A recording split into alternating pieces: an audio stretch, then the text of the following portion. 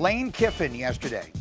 You'll see him holding up an LSU jersey as he was officially introduced as the school's new head football coach. Kiffin announced his departure from Ole Miss Sunday, ending months-long saga in the middle of the Rebels' push for a college football playoff spot. Kiffin was asked about all of it yesterday. Here's what he said. Obviously, last 48 hours, in a lot of ways, sucked. It's the only way I can describe it. It sucked for a lot of people.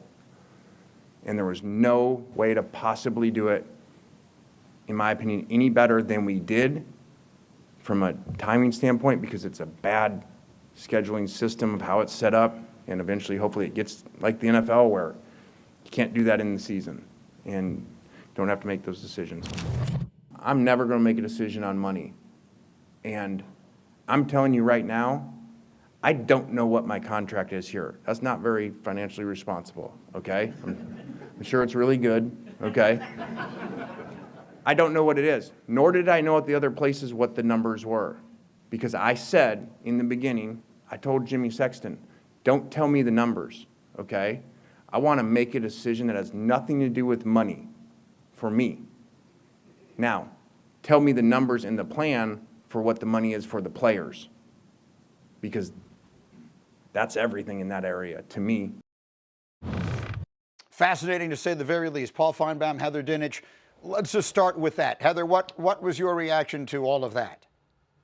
So many things. So first of all, college football is not like the NFL, right? You cannot contract-wise operate the same way with 10 FBS conferences and commissioners and the timing that is college football that is unique. Second, every coach, including Lane Kiffin, preaches the Bo Schembechler line, the team, the team, the team, until it's about me. And if it's not about money, then there's a different way to handle it. It is possible to say, you know what, thank you so much for your interest, LSU and Florida.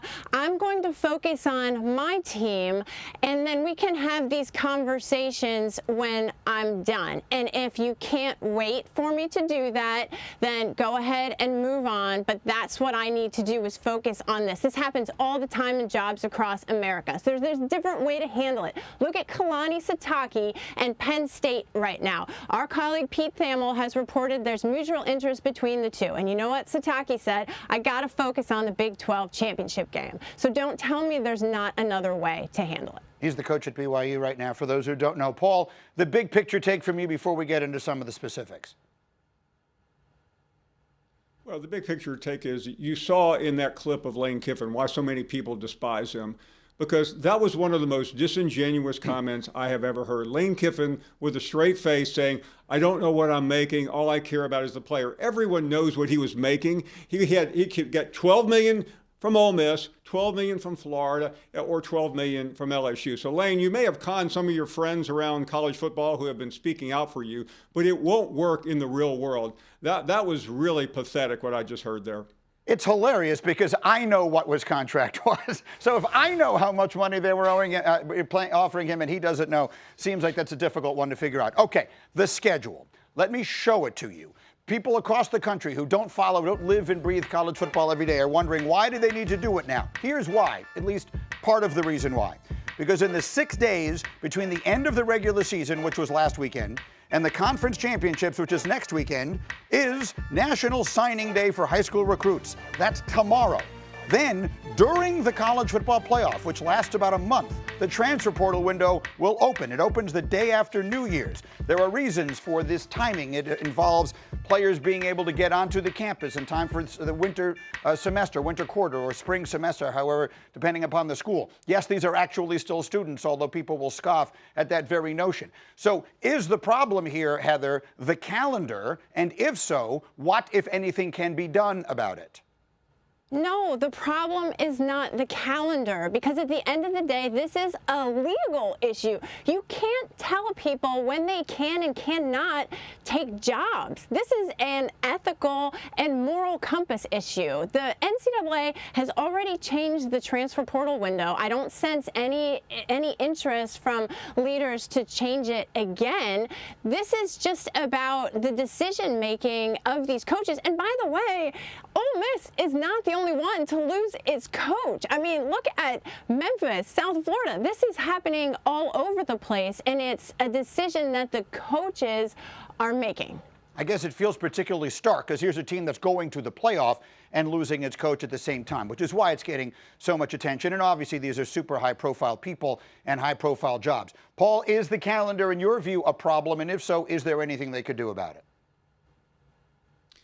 It's an issue, but I don't think there's much that can be done. I talked to Steve Sarkisian yesterday, and he pointed to tomorrow, the high school signing date, as the real problem in the Lane Kiffin case and in others, because Kiffin, had he remained at Ole Miss like he wanted to and like he begged everyone to let him do, he wouldn't be able to be in Louisiana on Sunday and Monday talking to the top players in that state and other states, trying to get them to go to LSU. He would have been stuck trying to recruit for Ole Miss, which he clearly did not want to do any longer. If we could boil it down to its simplest, is that there isn't anyone really in charge, right? If you look at the National Football League, which is the closest comparison, Roger Goodell is in charge. Ultimately, he has some decision-making authority. Paul, you're already shaking your head. I mean, there is no one really in charge in college football, and is that the problem here? That is part of the problem. I mean, you people talk about the NCAA president. He has absolutely nothing to really do with this. This is a group of commissioners of the power conferences who run the sport like the old families used to run the mafia, the five families of New York, Greeny. And you have two very strong commissioners, the commissioner of the Big Ten and the commissioner of the SEC. They can barely agree on anything, even though they formed a coalition. So the call for Nick Saban to be the commissioner would never work, even though he would probably be one of the better people. They'll never agree on one person, and that's why college football is so much fun to watch, but it's so screwed up, and why the NFL is the best sport of them all. Heather, final word. Paul nailed it. It's not the NFL. It's dysfunctional, and we love it because of that. Perhaps. It certainly gives us plenty to talk about. I'm going to bring Paul and Heather back a little bit later, and we're going to talk about what might happen to Ole Miss when the rankings come out tonight and all the other things you need to be watching for as far as the rankings are concerned heading into Champ Week. We talked about this earlier this morning, but we have an entirely different angle on it to get to. You saw Lane Kiffin yesterday at LSU. He's holding up the jersey. He's the brand new coach in Baton Rouge. He announces his departure from Ole Miss. The saga went on forever.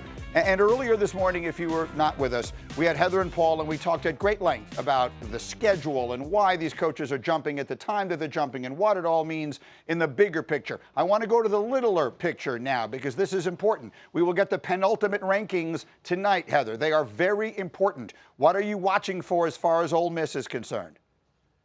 I'm watching to see if the selection committee dings them a spot or two because they know Lane Kiffin is not going to be on the sideline in the college football playoff.